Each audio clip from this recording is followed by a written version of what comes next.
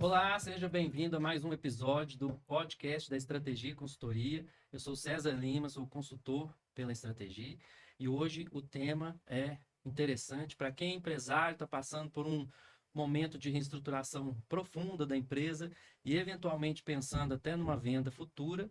É esse o assunto que nós vamos falar. No episódio de hoje, o tema é da reestruturação empresarial até o M&A na prática, né? Hoje nós vamos falar de um caso de sucesso de uma empresa do agronegócio, que é a TMF Fertilizantes.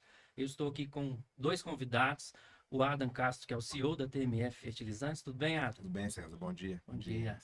E com o Anderson Rossi, que é o fundador da Estratégia. Tudo bem, Anderson? Beleza, César? Bom dia. Bom dia. Esse caso da TMF, a gente tem muito orgulho de ter feito parte. E hoje vocês vão conhecer um pouquinho dessa jornada aí, dos bastidores, o que deu certo, o que não deu tanto certo.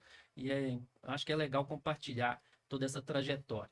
E para começar o papo de hoje, eu vou direcionar ao Adam, primeiro para ele apresentar a TMF, para quem não conhece, né? Falar um pouco sobre a empresa, qual que é o segmento e onde ela atua. Por favor, Adam. Bom dia, César. Falar um pouco da TMF Fertilizantes. A TMF Fertilizantes tem 17 anos de mercado, uma empresa familiar, são dois irmãos, dois sócios, que fundaram a empresa, tiveram uma ideia, desenvolveram uma tecnologia no passado. É uma empresa focada em fertilidade de solos. A nossa visão é ser referência em fertilidade de solos, com atuação no nível nacional. Hoje a gente tem 6 regionais e atua em todo o Brasil. Começamos no sul do Brasil, estrategicamente, em relação a perfil de solo, ao tipo de solo do sul do Brasil, e a tecnologia do cálcio móvel que a gente desenvolveu há 17 anos. E aí espalhamos para o Brasil todo. Bacana. Vamos falar dos 17 anos. Lá atrás, quando começou, em que momento vocês entenderam que precisava de algum apoio para esse crescimento ordenado e a partir daí foi em busca de algum apoio? Consultoria. Então, em 2013, a TMF começou a crescer e a gente trabalhava com uma modalidade comercial um pouco diferente, apenas representantes e tudo. Como as empresas, né? A gente troca o pneu com o carro andando, empresa familiar, tem as suas dificuldades de ser empresa familiar, são duas famílias. Nós começamos a crescer e eu vi a necessidade de trazer uma consultoria para nos ajudar a organizar a empresa. Começamos ali pela área comercial. A gente começou a sentir que a gente estava muito dependente dos representantes ou da representação comercial. Então a gente entendeu que precisaria buscar uma ajuda, uma consultoria. Foi aí que a gente conheceu a estratégia e começou ali todo o trabalho pela área comercial, estruturando toda a nossa área comercial. Ô, Anderson, e desde o início você participou desse projeto, né? Desde o início. Como é que foi esse começo do trabalho? Bom, nós começamos em final de outubro de 2013. E a gente comecei conhecendo a TMF, mas logo na primeira semana nós tivemos que fazer uma visita, uma viagem ao sul, e para fazer uma reunião com os representantes. E nos primeiros 15 minutos, a primeira coisa que os representantes fizeram foi colocar a gente na parede. Queriam, exigindo um monte de coisa. E isso mostra como é que é a reação de algumas pessoas diante de um novo processo, né? De uma nova mudança que a empresa vai passar. Nós conseguimos sair com tranquilidade da situação e a partir daí, então, a gente ingressou num processo de, não diria nem de reestruturação, de transformação muito grande, né? Porque, apesar de ter começado na área comercial, essa transformação se estendeu por toda a empresa, né? Nós atuamos na indústria, no financeiro, no administrativo, no recursos humanos. Nós fizemos realmente uma transformação muito grande. E como qualquer processo, né, de transformação, a gente começa por um diagnóstico que precisa ser muito bem feito, que precisa ser sistematizado.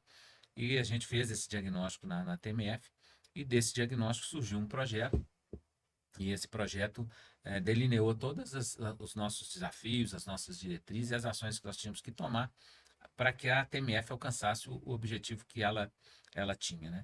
E desde o início a gente percebeu que a TMF ela não alcançava todo o potencial que ela tinha. Lá em 2013 ela ainda era, né, uma empresa menor, e ela tinha um potencial muito grande, porque ela tinha uma tecnologia bacana, inovadora, tinha reconhecimento do mercado com relação a essa tecnologia, mas a gente precisava ter um posicionamento mercadológico diferente. A gente precisava agregar valor ao produto, agregar valor à tecnologia.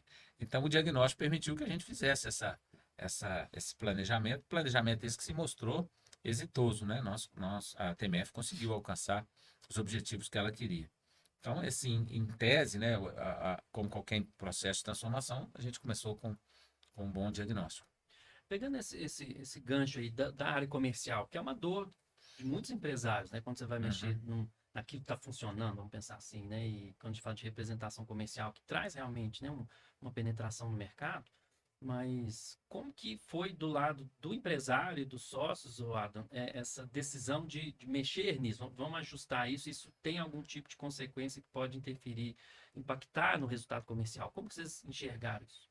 A modalidade que a gente trabalhava é normal nas empresas no início, trabalhar com representação, representantes, tem um custo menor para a empresa, e como toda empresa é, é, no início passa por dificuldades, então foi uma modalidade que a gente entendeu que é trabalhar para facilitar a nossa entrada no mercado.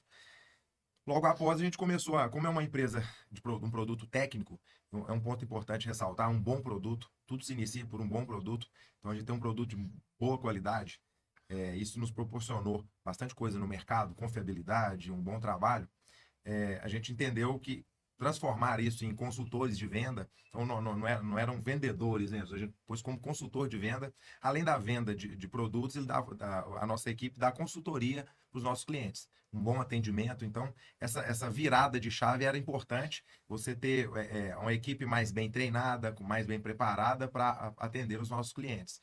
Então, foi aí que a gente entendeu que era necessário fazer essa mudança de chave para a gente conseguir estar mais próximo do nosso cliente. Aos poucos, devagar, começando no sul, de acordo com a nossa capacidade de recurso, a gente foi fazendo esse trabalho de formiguinha aos poucos, isso foi tomando uma proporção maior, foi crescendo. Então, acho que foi aí que a gente entendeu que era a hora de virar a chave, para estar mais perto dos nossos clientes. Legal. E o que foi mais difícil? Essa pergunta eu vou fazer para os dois. Primeiro, começando com o Atos. Desse processo todo da reestruturação, ou dessa transformação que a empresa passou, o que, na sua opinião, foi mais difícil enfrentar? Eu acho que é uma empresa familiar, como todas as empresas familiares, então acaba se misturando as coisas ali. A TMF é uma empresa com um DNA bem empreendedor, mas a empresa familiar, você separar ali o que é pessoal do profissional. A gente já tinha uma boa ideia do que queria, mas tem sempre, são duas famílias, então acho que foi o maior desafio a gente começar a estruturar e entender as pessoas que se encaixariam naquele novo processo que a gente estava vivendo ali de transformação. Acho que foi o maior desafio nosso no início, essa questão familiar ali, entender que essa mudança era necessário para a gente conseguir crescer e estruturar bem a empresa. Legal. E, Anderson, para a consultoria, qual foi o maior desafio desse processo de reestruturação? Eu diria que o principal desafio foi cultural, né? Entendendo cultura empresarial, organizacional, como tudo aquilo que rege a nossa atuação, as nossas crenças, valores, princípios, regras, práticas, etc. E sendo uma empresa familiar, como a Ada explicou, eu entendo que o maior desafio nosso foi fazer um reposicionamento mercadológico e comercial. O diagnóstico mostrou que a gente precisava, que a gente não teria o sucesso que a gente gostaria de ter se nós tivéssemos ou mantivéssemos o mesmo posicionamento mercadológico, tanto da empresa quanto dos produtos que ela comercializava. Então, nós fizemos uma estratégia de reposicionamento que, na minha opinião, ela foi muito, muito satisfatória, muito exitosa, mas ela foi difícil, porque aí nós estávamos falando em transformar crenças não apenas das pessoas envolvidas, não apenas dos colaboradores da empresa, mas crenças vigentes no mercado. Né? E eu entendo que esse reposicionamento, apesar de difícil, ele foi a grande mola propulsora desse processo todo. A gente vem falando disso recentemente, né, César, da relevância do posicionamento mercadológico. Esse case da TMF, para mim, demonstra isso com uma clareza absurda. Se nós tivéssemos feito tudo que nós fizemos em termos de reestruturação empresarial, mas com um posicionamento anterior, eu tenho dúvidas se nós teríamos o sucesso que a gente teve de lá para cá. E tem agora, você falou de dificuldade, eu queria só fazer uma observação que é com relação à facilidade. Nós tivemos uma grande facilidade nesse processo, foi que apesar da cultura, nós tivemos no Adam, que era o diretor executivo, né, na época, um apoio muito grande. Os próprios sócios da empresa, os dois irmãos, também apoiaram. Tinham muitas dúvidas, e é natural que tivessem, né? Nunca tinham passado por um processo desse. Nós estávamos mexendo com quase que o filho preferido deles, né? Tinha sido uma criação tão no braço, tão na força, né? Tanto na vontade. Então é natural que eles tivessem resistência ou dificuldades. Não vou falar nem que são resistência, mas a disponibilidade em mudar é fundamental. E às vezes a pessoa fala assim: eu até não sei muito bem para onde nós estamos indo, não, mas conta comigo que eu vou. Eu acho que essa é a diferença relevante dessa história. Se nós não tivéssemos tido essa postura dos donos e do próprio lado, a gente não teria chegado lá. Voltando, dificuldade foi vencer a cultura para esse novo posicionamento. A gente vai falar das facilidades também, mas reconheço que o apoio da diretoria, dos empresários para a transformação é fundamental, senão a gente não tem essa chancela para poder realmente provocar a mudança. Mas as resistências, elas existem, né? Quando a gente fala de posicionamento, a gente sempre tem que buscar aqueles que são os defensores desse posicionamento, porque a chance de desqualificar isso é muito grande a todo momento, internamente, no mercado. Como que foi esse processo, Adam? Quando você à frente dessa empresa que decidiu mudar no posicionamento e a todo momento você vai se esbarrar com essa resistência, ainda hoje eu acredito que isso aconteça, né? De desqualificar o posicionamento que foi proposto para trazer para uma realidade de mercado e equiparar ao que já existe. Como que ainda você enfrenta isso hoje? Como o Anderson comentou, no início, a TMF nós criamos esse nicho de mercado há 17 anos atrás, não tinha esse nicho de mercado onde a gente entrou e quando a gente definiu participar desse mercado. Nós tivemos tem um agravante aí que eu acho, Anderson, porque o nosso custo operacional sempre foi mais alto do que depois dos concorrentes que entraram. E por quê? Porque nós fizemos uma estruturação muito boa na empresa, trazendo bons profissionais.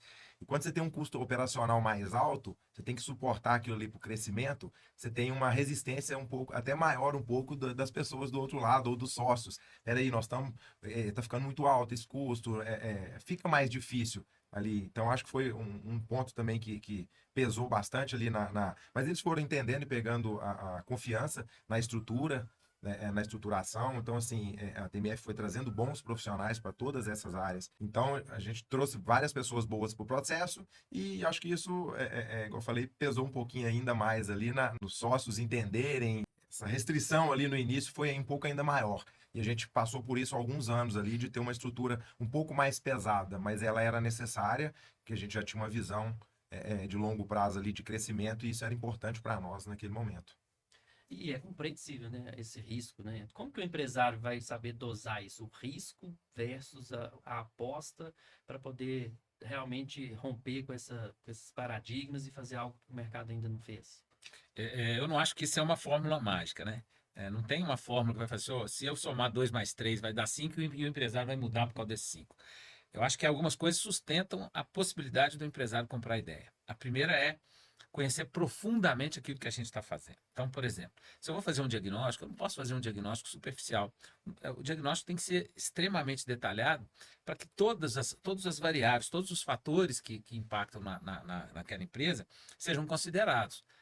Então, eu acho que isso dá segurança. Eu sempre brinco que quando a gente vai apresentar o diagnóstico, eu tenho que saber quase igual ou mais do que o próprio dono da empresa. Se eu não souber isso, eu não gero a confiança, a credibilidade que a gente precisa.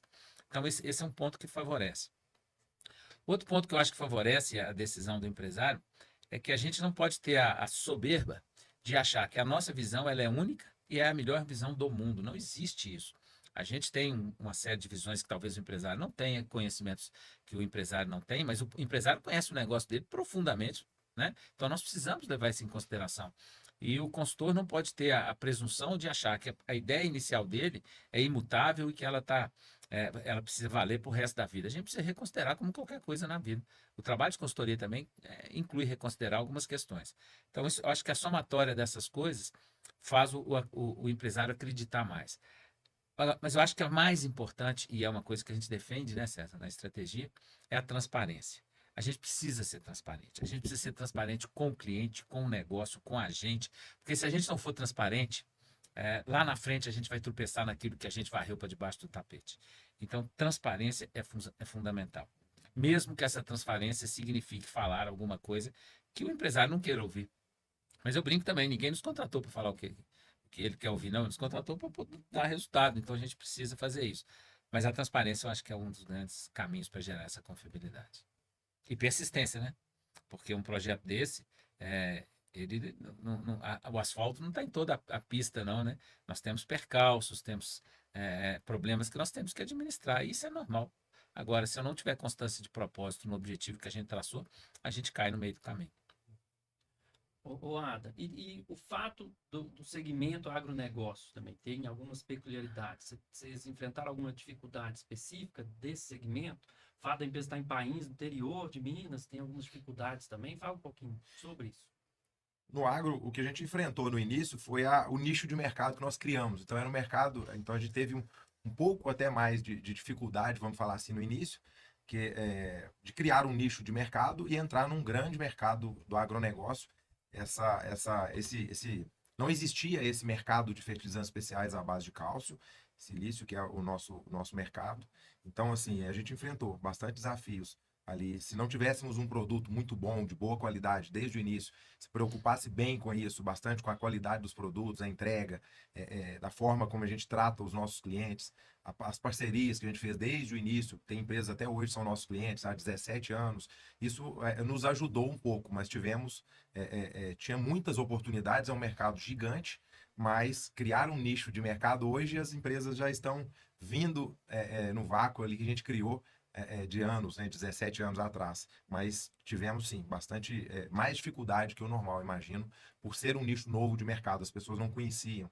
Tinha que mostrar para o produtor rural que aquela tecnologia realmente era boa, que ela atendia, que ela substituía algumas outras tecnologias, num mercado que não se usava esse tipo de tecnologia antes, há 17 anos.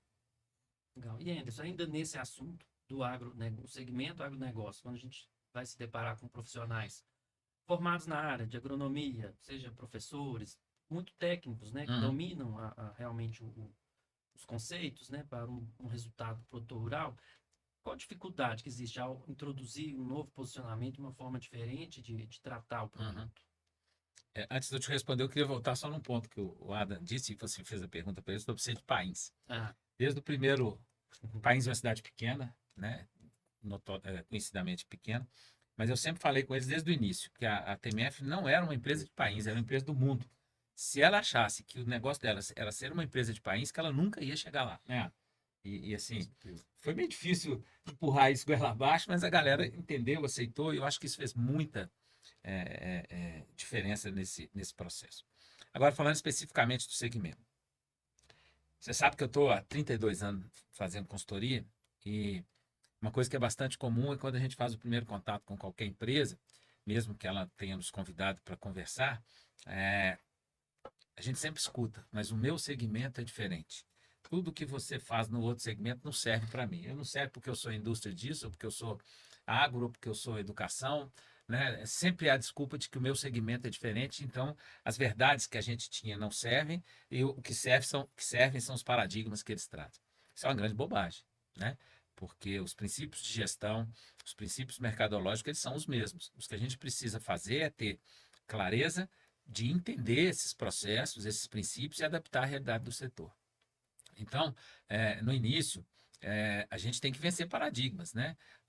O principal paradigma, sem entrar em detalhes técnicos até para não invadir um pouco o sigilo da TMF, mas o grande problema era reposicionar o produto. Né? Por quê? Porque existiam paradigmas que eram terrivelmente fortes. Meu produto é isso. E eu falava, mas ele não precisa ser isso. Ele pode ser outra coisa. Né? Então, vencer esses paradigmas é mais complicado. Quanto mais técnico for o profissional, mais paradigmas dessa natureza ele traz. Mas isso não é doença, não, isso não é defeito, não. É o que eu preciso é canalizar essa energia técnica desse profissional para a direção certa, né? Então, isso é perfeitamente possível. Mas, de novo, com transparência, com bastante conversa, com explicação lógica, com sustentação conceitual, porque imagina eu chegar para 10 agrônomos e falar uma coisa lá sem nenhum fundamento, só porque eu acho. Eles me arrancam meu fígado no primeiro minuto. Né? Então a gente precisa ter uma boa sustentação conceitual, senão também não vai. Ada, e nesse processo de crescimento ordenado, a indústria tem uma característica de sempre necessitar de um reinvestimento, né? Ela gera resultado interessante, mas ela tem também uma demanda de se reinvestir no parque industrial, principalmente se ela está crescendo. Você faz uma indústria com capacidade X e o comercial vende 2X, você tem que dobrar a produção e isso Uhum. vai um puxando o outro. Mas na prática, realizar isso não é tão simples. Como Não. que foi esse processo e quanto tempo? Porque tem um tempo que você não pode. Ele é fato que você vai ter que passar por ele, né? Como que foi esse tempo que a TMF teve de crescer e quanto ela cresceu nesse período? Então, os dois sócios falavam assim, a gente sempre cresceu na crise, ou sempre investiu na crise.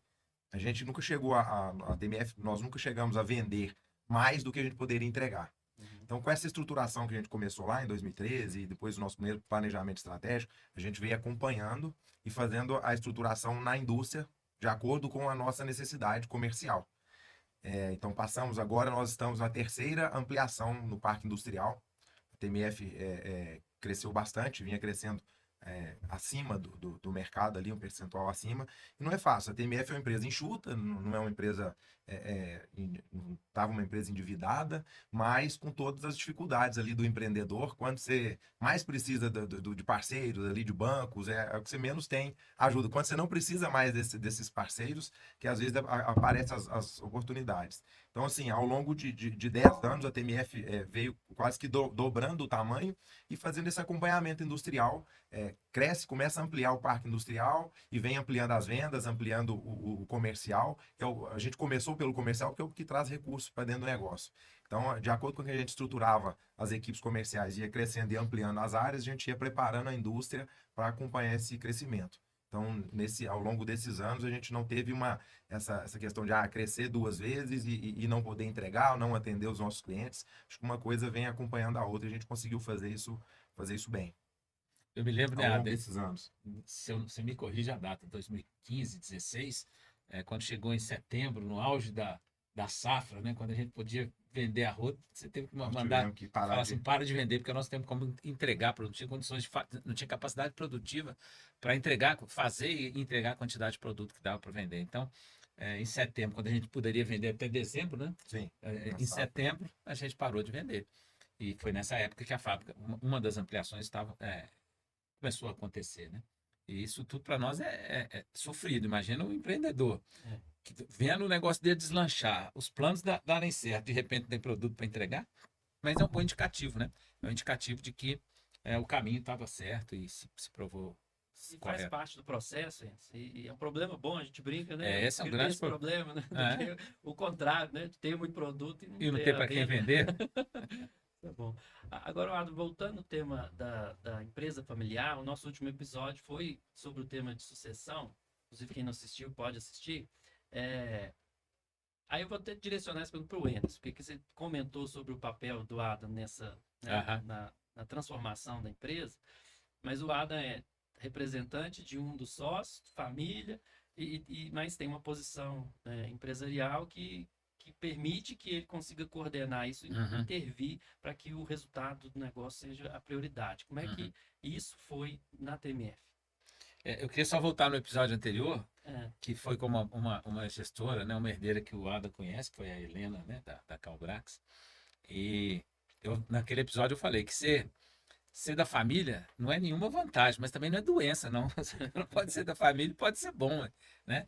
Então, eu acho que o fato de poder contar com um membro da família à frente do negócio, sendo que esse membro ele está no mínimo munido de boas intenções, isso é um diferencial para nós, isso facilita para nós. Infelizmente, não é assim, né? Em uma parcela das empresas que a gente atua. Nem sempre a boa intenção ela é a motivadora daquele membro da família. Por mais doloroso que seja falar isso, mas é verdade. Então, no caso da TMF, o fato de ter o ADA e existia, né, um outro primo do ADA que atuava na empresa também, tudo isso facilita, né? Porque a gente consegue ter uma relação mais justa, né, com a família e a empresa. Então, facilita bastante. E também foi muito natural, né, Anderson? Eu sou o filho mais velho das duas famílias, então naturalmente eu estava estudando e comecei a trabalhar, então isso foi meio que conquistando a confiança dos sócios naturalmente, não foi por ser parente ou ser da Aham. família ali, então acho que foi bem natural esse processo de ir assumindo aos poucos as etapas ali e poder conduzir esse processo de transformação.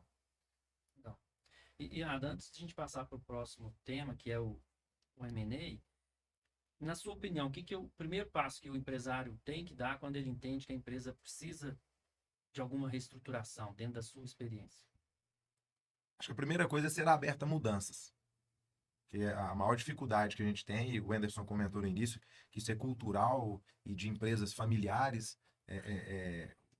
O empreendedor ali, o empresário, no início empreendedor, ser bem aberto a mudanças e estar aberto a ouvir, a entender, a procurar, e entender que o seu negócio, para crescer, ele tem que estruturar. Começar uma estruturação, uma organização, para ele conseguir chegar mais longe. É igual eu falei. Então, tem bastante desafios, porque isso custa mais no início. Você tem uma estrutura aparentemente mais inchada no início, mas você colhe bons frutos no final, ou no meio do processo ali, você vai entendendo que isso é uma opção correta, ou que foi uma opção, uma boa opção, vamos falar assim, e estruturar desde o início a empresa, mas eu acho que é aberta a mudanças. Tem que estar com a cabeça aberta para ouvir, para aprender, para conhecer, buscar novos negócios. Acho que é fundamental. Se você ficar naquela crença que sempre fiz assim, sempre foi assim, e não tiver aberta a mudanças, eu acho que vai ter bastante dificuldade ali, Muito legal. numa estruturação. Isso aí. E Anderson? lembrando, né, César, que é, é impossível a gente não se deparar com resistências internas. É impossível. A gente sempre vai ter. É, por receio, por dificuldade de entendimento, mas a gente sempre vai ter uma parcela das pessoas que não vão comprar a ideia da mudança de cara.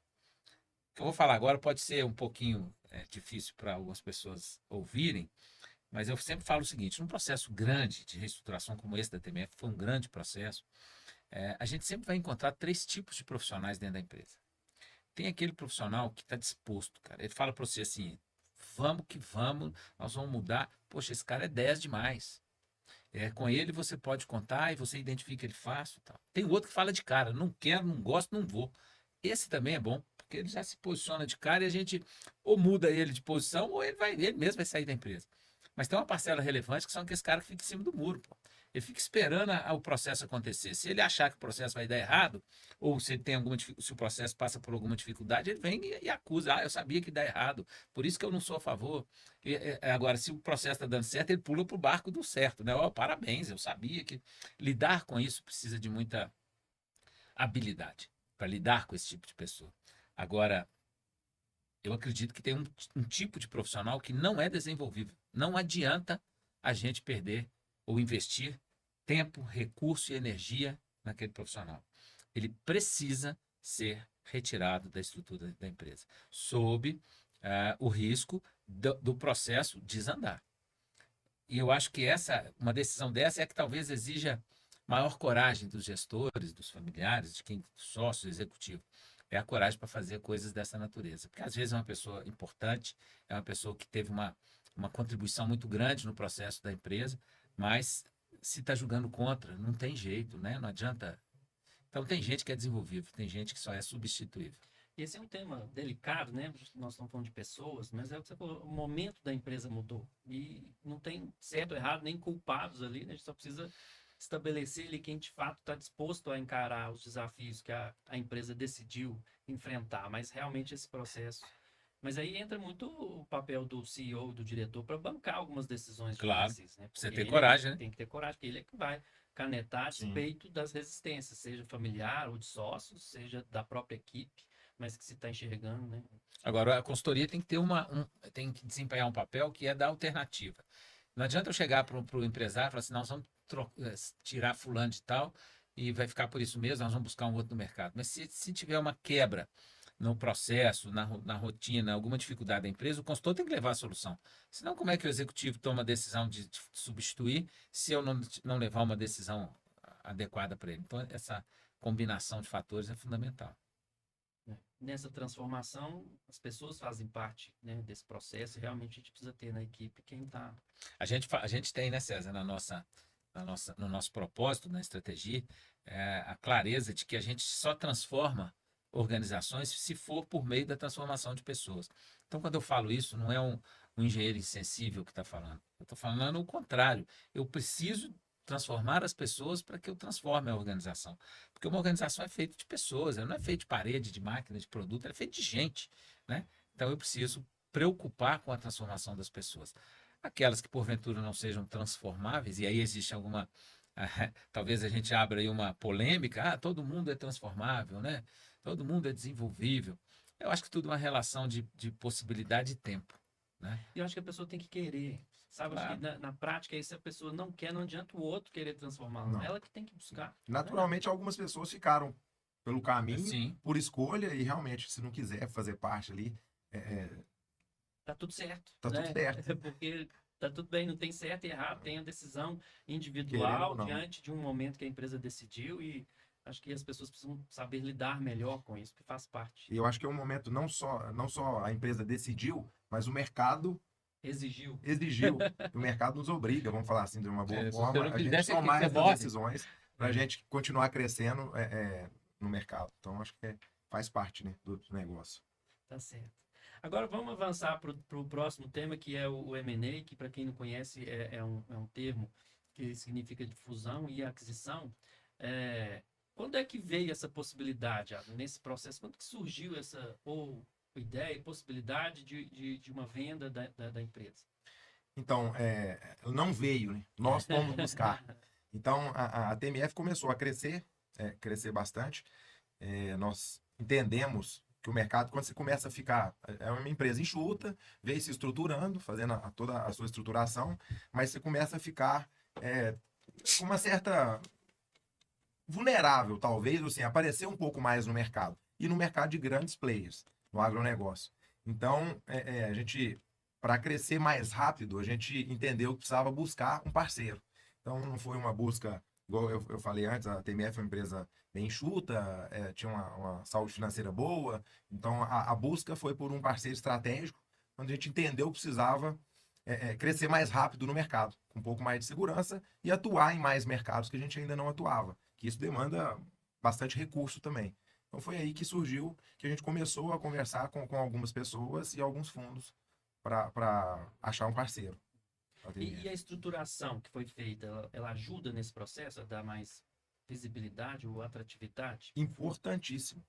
Uma das principais coisas que nos ajudaram a caminhar bem nesse processo foi a estruturação. É o que eu comentei antes. A empresa tinha um custo um pouco mais elevado, era um pouco mais inchada, mas era pensando no futuro. Você já vem se preparando, já vem com uma estruturação já desde o início, se preparando. Nós passamos por 2 anos de auditoria, então assim, a gente falou com mais fundos de investimento e tudo. Então assim, e eles entram para o negócio para fazer realmente uma auditoria bem profunda e foi certificando que os processos, a estruturação que a gente fez estavam bons. É lógico, tem que melhorar algumas coisas, mas ajudou muito vir com esses processos mais estruturados, como a gente veio lá do início, crescendo um pouco mais preparado, desde de contabilmente, financeiramente, e todas as outras áreas, tanto o comercial que a gente começou, pessoas técnicas na empresa. Então, assim, um DNA também de inovação. Então, todo esse conjunto, com a estruturação, com a parceria que a gente fez lá atrás, através do nosso primeiro planejamento estratégico e seguido à risca, durante todos esses anos, e fazendo só as atualizações, nos ajudou bastante a ser mais atrativo para um parceiro. Legal. E Anderson, o que muda nessa reestruturação quando a empresa decide buscar um fundo para continuar o crescimento de forma ordenada? A pergunta é interessante, porque eu acho que todo mundo imagina assim, já que vai vender, deixa eu fazer de outro jeito. Eu não acredito nisso, não. Eu acho que o objetivo da reestruturação é tornar aquela empresa com ótimo desempenho operacional, competente estrategicamente, com bons resultados. O fato de eu olhar para uma eventual venda ou fusão no futuro não pode tirar o meu foco da excelência. Então, o que muda? Talvez mude o rigor com compliance, porque o próprio Adam disse, né? Só de due diligence foram quase 2 anos nesse processo. Então, a gente precisa ter um rigor muito maior com a governança, um rigor muito maior com o compliance, mas em termos de objetivos da reestruturação, não muda. É muito comum as pessoas, algumas empresas me perguntarem, mas tem jeito de você fazer alguma coisa para o balanço ser melhor? Foi só se eu pintar ele de outra cor, né? Não existe isso. Eu não estou falando que nós temos que forjar o balanço, que não é isso. Torne a empresa competente, com uma boa estratégia, com um bom posicionamento, dando resultado, que a venda vai se dar de forma natural. Agora, ficar dourando salmão podre não é isso que a gente faz, não. Mas tem alguma característica específica em termos de organização que ela precisa ter para ser Processo realmente ativa? estruturado, processo padronizado, compliance e governança. Essas três, para mim, são fundamentais. Uhum. Senão nem abrir para uma conversa. Não, com esses ninguém grandes quer. fundos, Não, um grande fundo não quer conversar com uma empresa que tem problema de governança, por exemplo, familiar, que tenha dificuldade de prestação de contas, que não tenha transparência nessa. Ninguém quer. Né? Há vários anos atrás, os fundos investiam em ideias, em sonhos, vinha essas startups malucas aí que o cara tinha um sonho e vendia. Acabou. O fundo quer investir em resultado, em coisas. É lógico que ainda existem investidores que investem em sonhos e ideias, mas o mundo real está um pouco mais prático, né? É o que eu tenho visto aí nas andanças aí. E Adam, para você como profissional, o que mudou nessa transição do novo sócio entrando para esse crescimento de posição? Mudou um pouco a questão da cultura. A gente faz parte agora de uma holding, então de empresas familiares, cultural e com fundo de investimento. Então isso mudou um pouco, essa adaptação cultural ali desse novo ambiente. E a questão da governança acelerou um pouco. Isso é uma coisa boa assim que vem. A gente já estava se preparando lá atrás com acordo de sócios e tudo, mas isso deu uma acelerada que por ser um fundo de investimento, essa parte da governança ela é mais cobrada um pouco. Então assim, mas foi bom, um lado bom, que a gente aprendeu mais rápido isso aí e teve que fazer isso um pouco mais rápido do que a gente estava imaginando no nosso processo de crescimento. E a empresa está chegando num patamar diferente que exige, né, essas habilidades, competências. Esse é um novo desafio para você, né? Ô, Ada, para a gente encerrar, qual foi a maior lição desse processo todo? Você como pessoa, como profissional? Não sei se como lição, mas assim, uma confirmação do que a gente fez, de tudo que a gente fez, que a gente estava no caminho certo. Estruturar um negócio realmente, mesmo custando um pouco mais ou tendo um pouco mais de dificuldade no início para manter o negócio mais estruturado, que é muito difícil para o empreendedor no Brasil. No Brasil, às vezes, as pessoas dão um jeitinho, né? Mas assim, é essa confirmação de que a gente estava no caminho certo. Acho que foi a principal lição, assim, estruture sua empresa, leve ela bem estruturada, mesmo que isso custe um pouco mais e demore um pouco mais para alcançar um crescimento, mas você já vai estar preparado, porque para levar do 1 para o 10 é uma coisa, do 10 para o 100, do 100 para o 1000, então você tem que estar bem estruturado ali então acho que foi essa confirmação que a gente estava no caminho certo ali, na estruturação de processos e da empresa. Acho que é o que mais marcou. Bacana. Anderson, para quem está no meio desse processo de estruturação agora, qual que é o conselho que você dá para esse empresário que está nos assistindo, ouvindo? Eu acho que a primeira tenha certeza que o seu projeto de reestruturação é bom, é consistente, ele tem objetivos claros, ele tem metodologia, ele tem conceito que sustente isso. Essa é a primeira coisa. E a segunda, e mais duas, que talvez sejam as mais importantes, cerque-se de gente boa. Gente mais ou menos dá resultado mais ou menos. Então, quebra esse círculo vicioso do cara mais ou menos, que dá um resultado mais ou menos, que a empresa vai mais ou menos, quebra isso. E a terceira variável, eu acho que é a constância de propósito. Não é fácil, não é simples, às vezes não é indolor, mas a gente tem que ter constância de propósito. Eu acho que essas são as três coisas mais importantes aí. E, assim, até para encerrar minha fala, eu vou usar uma frase que é comum aí no mercado. A reestruturação, ela vai acontecer, mais cedo ou mais tarde, pelo amor ou pela dor. Pelo amor é muito mais fácil. Ou seja, buscar uma reestruturação quando a situação está difícil, complexa, é muito mais doloroso. Então, a se reestruturar, vai pelo amor, vai enquanto está bom, não é? Enquanto dá certo, enquanto você tenha condições de fazer, quando você não estiver pressionado por um tanto de variáveis que podem te massacrar. Acho que isso aqui é importante. Muito bem. Obrigado aos dois pelo papo, foi muito bom, né? Ainda dá para a gente ficar mais 45 minutos aí, mas a gente precisa colocar um limite. Quem sabe a gente não vem com outro tema. Obrigado, Ada, pela sua participação. Obrigado, Enes. eu me atrevo a dizer que como consultor é muito gratificante poder participar e ver os resultados e o sucesso daquilo que a gente se propõe a fazer, e realmente também tem esses desafios da intervenção para acontecer. E só reafirma o nosso propósito, certo, Anderson? Corretíssimo. Como consultoria. Eu queria agradecer a todos por nos assistir, por nos ouvir. Acessem as nossas redes sociais, nós estamos lá no Instagram, no LinkedIn, no nosso site, que é estrategia.com.br, e a gente aguarda para os próximos episódios. Até lá!